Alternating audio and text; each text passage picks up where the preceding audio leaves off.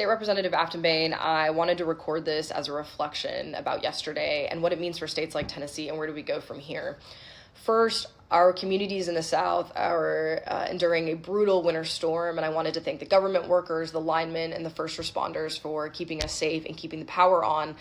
And also recognize that if you have housing, if you have heat, if you have power, and you don't live in fear of your mom going to the grocery store and never coming back, that it's a luxury and a privilege in this country. Two, my heart is with Minnesota right now. We are mourning with you. We are holding you in our hearts. You are showing us what courage and conviction and resistance looks like in the face of state-sponsored violence.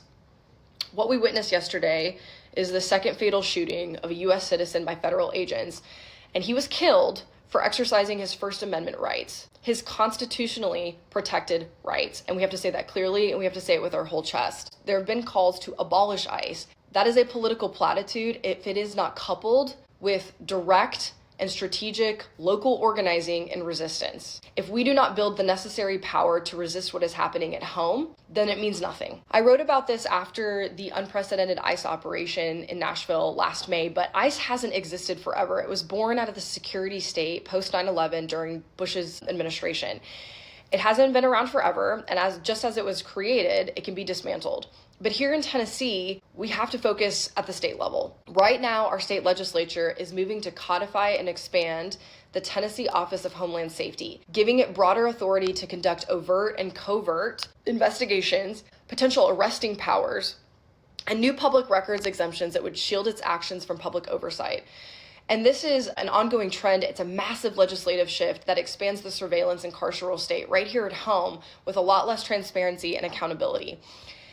And we have the 2NG program. So for those of you who don't know, these are programs that allow county law enforcement to deputize their law enforcement officers as ICE agents. Prior to January of last year, there were only 2 counties that had these agreements in place. That has proliferated to dozens across the state of Tennessee.